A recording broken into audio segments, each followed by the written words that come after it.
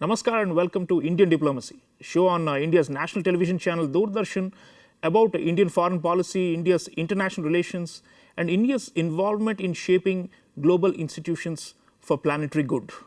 Viewers, in this episode, we are taking up India's role and leadership in multilateral climate negotiations. How India has performed in climate talks over the years, what are the major pressing issues from India's point of view and from that of the global south, and how are climate negotiations progressing and do they hold out hope for humanity? This is the theme for this episode.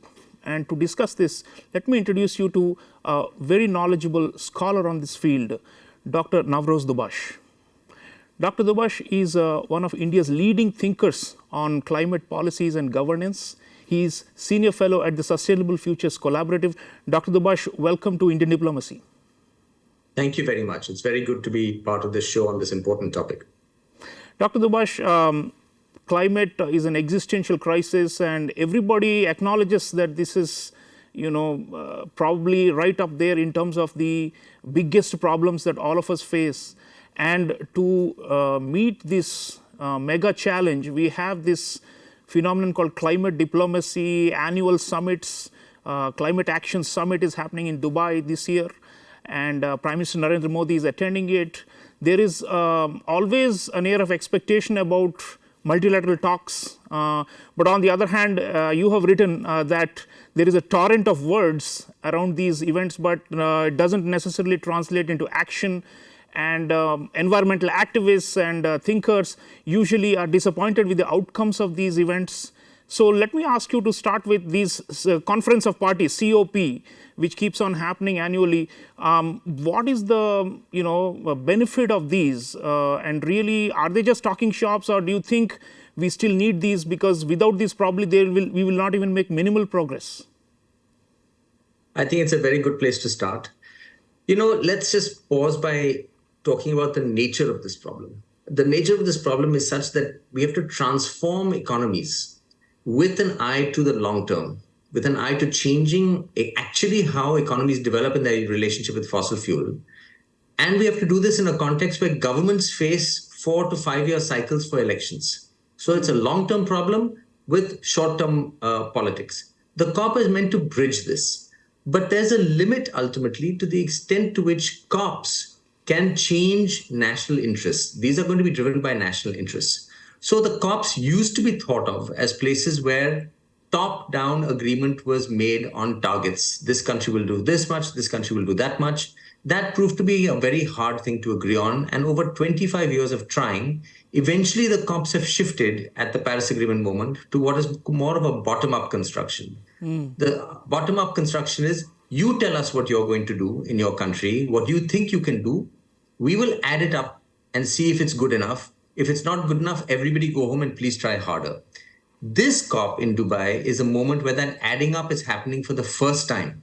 It's called the global stocktake, which is why it's significant. In some sense, it's a test of the model of the COP. So COPs are essential because they push governments. COPs are by no means sufficient because ultimately these are driven by national interest. Yeah. And so a compromise will obviously come in when you have 198 member states and entities joining these negotiations. This year's COP28, they are saying 70,000 attendees are going to be there. Huge, mega, gatherings like these will obviously involve, give and take. And that's, of course, the essence of this climate diplomacy. So you've been observing, writing, and thinking about this for a long time.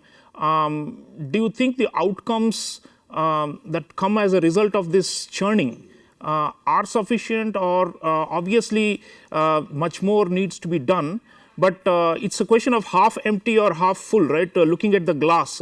So I suppose, if you imagine there was no COP process, no UN framework on climate change, then probably we would be in an even worse position, right? So, and that's the whole idea of global governance. So to that extent, I think we do need these summits.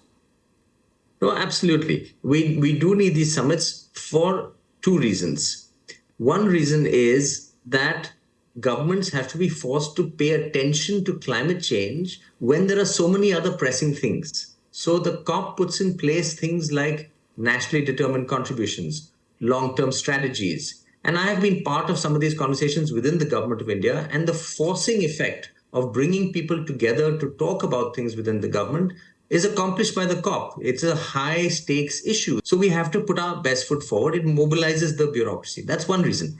Second reason is it is a global collective action problem at the end of the day. And there are some countries who had more of a role in causing it, the richer countries, and some countries that are going to be more suffering the consequences, the poorer countries.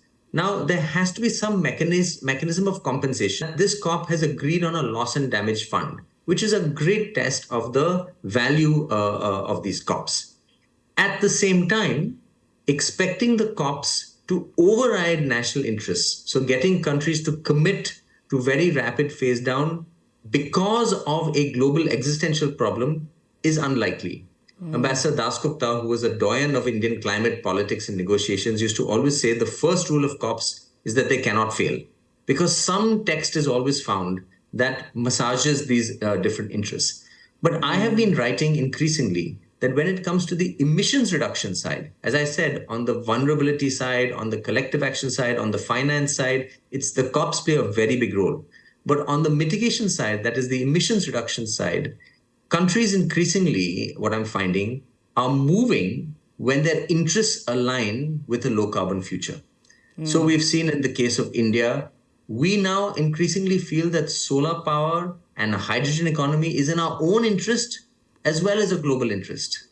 It's China not because has of moved pressure. It's not because That's of right. pressure from outside. Yeah. And no amount of pressure can make a country act against its national interest. So the question is, how do you come to that realization within a country? In China, air pollution drove it. The US, even though it's quite flawed, has come up with this Inflation Reduction Act where they are putting $360 billion behind clean energy technologies because they've decided that's their future route to competitiveness. So the trick lies in the international process nudging, the politics shifting within countries as we change our own interests, but the support through finance and the backstop for vulnerable people, again, coming from the international process. So you need these both. It's a jugalbandi of sorts. Right. So national interest, viewers, is at stake, and every country comes in with its best possible negotiating strategy, and so does India. And the amalgamation of all these national interests is what we get through the COP processes. Viewers, I have a very interesting historical look down the memory lane of COP and other environmental summits starting from the 1990s under the UN framework. What have they achieved? What are the significant milestones as we look up to COP28? Let's watch this video and continue the discussion. In 1990, at the UN's Second World Climate Conference, scientists highlight the risks of global warming to nature and society. British Prime Minister Margaret Thatcher calls for binding emissions targets. We need to speed up action and set ourselves higher targets and shorter deadlines. In 1992, countries at the Rio Earth Summit sign on to the UN Framework Convention on Climate Change. It establishes the idea that developed countries must do more to tackle climate warming emissions. In 1995, the first Conference of the Parties, or COP, is held in Berlin. A final document calls for legally binding emissions targets. In 1997, at COP3 in Kyoto, Japan, parties agree to emissions cuts for developed countries. In 2005, the Kyoto Protocol goes into effect.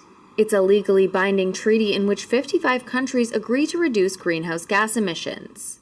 In 2009, COP15 talks in Copenhagen nearly collapse amid efforts to agree to a binding post-Kyoto framework. Countries instead vote to take note of a non-binding political statement. COP 16, 17, and 18 all failed to set new binding emissions targets. Delegates in Doha at COP 18 instead extended the Kyoto Protocol through 2020. In 2015, COP 21 results in the Paris Agreement. L'accord de Paris pour le climat est accepté. The first global pact to call for increasingly ambitious emissions pledges from both developed and developing countries.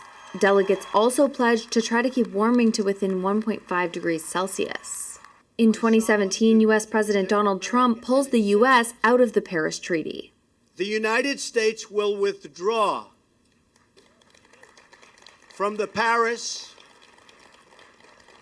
climate accord 4 years later, in 2021, newly elected U.S. President Joe Biden rejoins the Paris Agreement. At COP26 later that year, the Glasgow Pact sets a goal of using less coal and resolves rules for trading carbon credits to offset emissions. In 2022, COP27 in Egypt marks a historic deal for a loss and damage fund for costly climate disasters, but does little to address the emissions fueling such disasters. So viewers, you got a glimpse of the COP, Conference of Parties process over time. Dr. Dubash, we just learnt about the milestones, important steps that have been taken in international climate governance over the years. This loss and damage fund, for example, let's take it up. Finally, we have some concrete action on it at COP28. But then you have raised the question of who will pay. And I think this is still unsettled, isn't it? And if it's only voluntary contributions based on some formula, doesn't look like it's going to be sufficient. By the standards of climate negotiations, having built a bucket, as it were, so fast, getting people to agree on the rules around that bucket with some serious compromises. In particular, there was a lot of question about whether the World Bank should be the implementer of this fund. And it's been agreed to under some conditions. That is an accomplishment. And I think it's worth pausing and recognizing that, because the weakest and most vulnerable have got something out of this process. And this is a process of high politics and interests. So that is worth celebrating. There's also creative ideas about things like aviation tariffs and shipping and financial transaction tax, these kinds of global structures being used to collect money for the loss and damage fund, which I think are interesting and worth pursuing. So there are not that many victories in this one, so let's just applaud this one. It counts as a victory. It counts as a victory. Should we go ahead to the very complex questions? Equity and fairness. It's always the fundamental question, isn't it? And what do we need to push for these outcomes? Absolutely. So equity and fairness operates. So it's for India and other developing countries. It is at the core of the UNFCCC process. There's a phrase that those of us who track climate negotiations use: common but differentiated responsibility and respective capabilities. Right? Now, the Paris Agreement, which was talked about in that video, was in a sense the agreement there was based on a prior agreement by the US and China, which at the time had a tighter relationship. The G2, as they were beginning to be called then and still are now. And they added the phrase, in light of shifting national circumstances. Now, what that phrase did is basically cracked open the door to the categorization of developed and developing, what in the earlier part of the negotiations were called Annex 1, non-Annex 1. It cracked open the door to there being some movement between those categories, that countries might graduate, in particular, potentially China. And so it opened the door to the idea that, yes, there is an important difference between developed and developing, historical responsibility and less historical responsibility for the problem, but that context also matters. Even within developing countries, there are variations. And within the industrialized countries, to a lesser extent, there are some variations. And this is where it's important to draw a line between viewing this as a diplomat and viewing this as an analyst.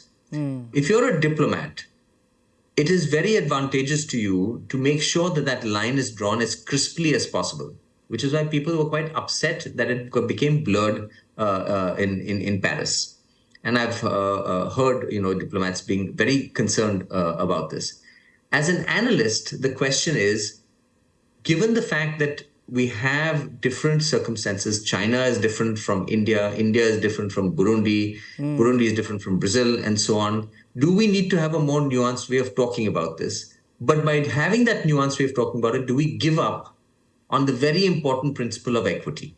As an analyst, that is the question one asks. As a diplomat, one doesn't want to go very close to that question. So I just want to sort of put that out there as a way of thinking about this. Sure. Now, the key really is, as you said, how on earth are we going to start reducing emissions? I am firmly of the view that emissions will reduce not because there's global pressure on India or anybody else. Nobody is going to go against their interests, For example, African countries that are fossil fuel providers, gas emitters, a huge part of their economy is actually dependent on gas, right? Why would they turn off that tap unless there's an option? Somewhat ironically and hypocritically, in the wake of the Ukraine-Russia crisis, European nations worried about their own energy security, despite starting from a high level of energy use, have been also beating a path to Africa to sign gas contracts. Right. Now we're going to hear a lot about fossil fuel phase down in this Dubai COP, but every country is going to do this for their own interests. So to me, the key question is how do country after country redefine their interests in a way in which they can develop, but do so in a clean way. Yeah, and probably that redefinition will happen only when there are more catastrophes, unfortunately. I mean, it will have to get a lot worse before it gets better, because people only respond and react when they are facing, real physical calamities right in front of their eyes, and those are also increasing. But viewers, India is making a mark, always been a very responsible player in the climate negotiations. Let's listen to Prime Minister Modi at the COP28 in Dubai and continue the discussion. साथियों, पिछली शताब्दी की गलतियों को सुधारने के लिए हमारे पास बहुत ज्यादा समय नहीं है। मानव जाति के एक छोटे हिस्से ने प्रकृति का अंधाधुंध दोहन किया, लेकिन इसकी कीमत पूरी मानवता को चुकानी पड़ रही है। विशेषकर ग्लोबल साउथ के निवासियों को सिर्फ मेरा भला हो, ये सोच दुनिया को एक अंधेरे की तरफ ले जाएगी। इस हॉल में बैठा प्रत्येक व्यक्ति, प्रत्येक राष्ट्राध्यक्ष बहुत बड़ी जिम्मेदारी के साथ यहां आया है। हम में से सभी को अपने दायित्व निभाने ही होंगे। पूरी दुनिया आज हमें देख रही है, इस धरती का भविष्य हमें देख रहा है। हमें सफल होना ही होगा। We have to be decisive. हमें संकल्प लेना होगा कि हर देश अपने लिए जो क्लाइमेट टारगेट तय कर रहा है, जो कमिटमेंट कर रहा है, वो पूरा कर कर ही दिखाएगा। We have to work in unity. हमें संकल्प लेना होगा कि हम मिलकर काम करेंगे, एक दूसरे का सहयोग करेंगे, साथ देंगे। हमें ग्लोबल कार्बन बजट में सभी विकासशील देशों को उचित शेयर देना होगा। We have to be more balance. हमें यह संकल्प लेना होगा कि adoption, mitigation, climate finance, technology, loss and damage, इन सब पर संतुलन बनाते हुए आगे बढ़ें। We have to be ambitious.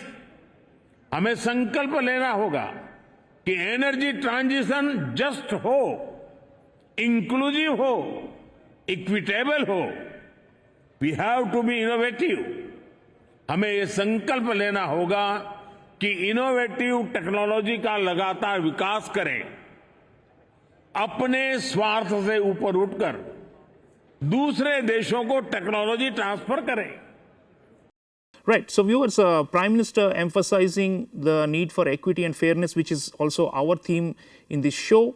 Dr. Dubash, India, you have also written about this, initially was seen as a naysayer and someone which obstructs the consensus on multilateral negotiations. But now we have come up with a lot of new initiatives. So the Biofuels Alliance, for example, our leadership in the G20, we have pushed for a Green Development Pact. And we have the International Solar Alliance, the Coalition for Disaster Resilience Infrastructure, and now we are talking about lead IT, leading industry towards the transition, and also green credits. So there are a lot of new things that we have come up with, new ideas, and that way India seems to be much more open and creative in its multilateral climate diplomacy than before, isn't it? This seems like a big change. Yes, I think there has been a lot of change, and it stems from something you said just before we heard the Prime Minister's remarks, which is, for countries to perhaps shift their understanding of interest may take many more catastrophes. Respectfully, I'm not sure that that's entirely the case. We have seen some incredible catastrophes. We've seen flooding in Pakistan last year. We've seen heat waves across the world. We've seen Canadian wildfires. My own feeling is, even in the face of these catastrophes, countries say, yes, it's terribly problematic. Somebody else should do something about it. And in particular, when we didn't cause the problem, why should we risk potential economic shortfalls or energy security or anything else? And every country has some story like that. So I come back to this point that countries will change their position when they see their interests changing. They won't act against their interests. And this brings me back to, I think, where India's sort of recent slew of diplomatic initiatives that have been very creative. I think partly it's happened for two reasons. We have been very creative about seizing the narrative, saying we are a vulnerable country, we do care about climate change, and we're doing all these things, including the Coalition on Disaster Resilient Infrastructure and so on. But what has also changed, I think, is our own understanding of our interests. We know that we're not foregoing fossil fuel use. 70%, 80% of our electricity still comes from coal. But I think there's a growing realization that there is scope for India to have competitive advantage by being an early mover in technologies like battery, technologies like hydrogen. We see the solar potential in India. And so we are doing what a responsible power should do, which is something that promotes the global good while also promoting the national good. And I have in the past talked about this idea of co-benefits, where these things come together. We have to be creative about maximizing co-benefits while not being too over-optimistic. There are sometimes trade-offs. Sometimes we may need to, for example, how fast we can phase down fossil fuel is an open question among analysts. That is something we have to be perhaps cautious about, while realizing that the faster we do it, the greater our competitive advantage will be, because the more of a leader we'll be in the technologies of the future. And this is where sometimes, so let me just pause there. So I think that shift in interest has then very cleverly been dovetailed with a strategic narrative that says, here's how we see our interests being reflected by all these initiatives that do both serve the national interest and the global interest. Right. Dr. Dubash, last point about non-state actors, private corporations, these obviously need to be brought in, both in terms of contributing to these climate funds and damage funds and all these things, but also in terms of the emissions mitigation. It's not just the role of governments, right? That's why we are doing this LEAD IT. This is one of the new initiatives where we want to bring in private sector as stakeholders for energy transition to prod and nudge them in that direction. How much should the intergovernmental framework focus on private actors, and do you think what kind of incentives and pressures we must apply for them to play a ball? Because without that, without industry especially, I think we are going nowhere. I think that's right. But let me use that question to make a broader point.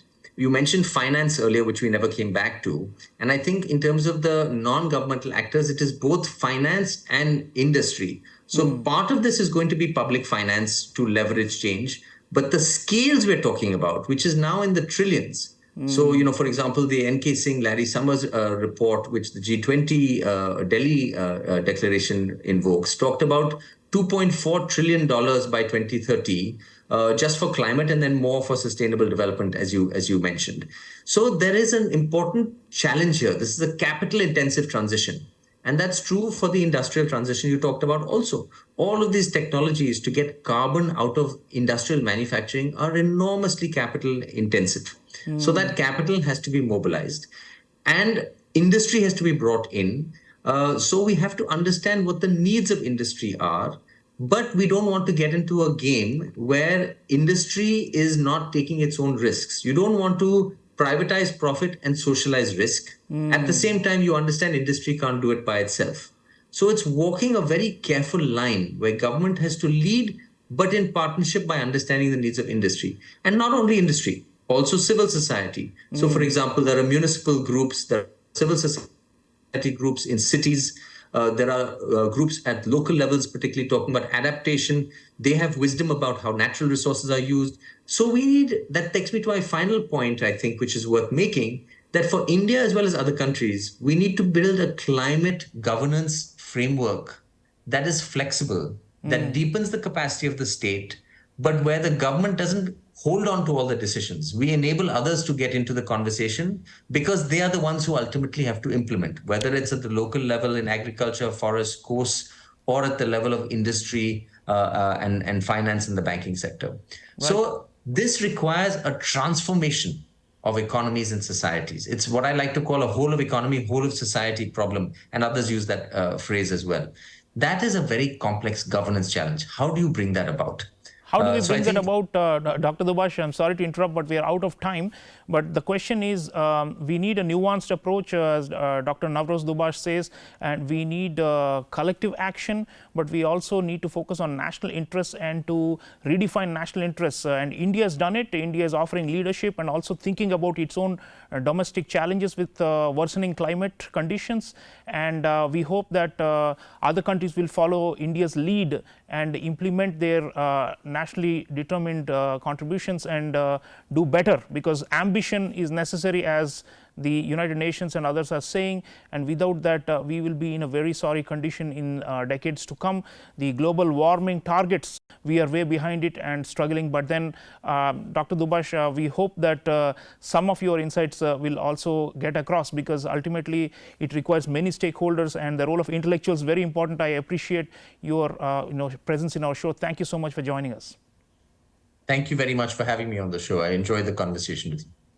Climate change is upon us and we are all suffering from the adverse consequences. India is making best possible efforts to achieve multilateral consensus and to also initiate new ideas and principles that will take the climate negotiations and discussions forward, and most importantly, climate action forward. Thank you for watching. I'll see you again next time. Until then, take care.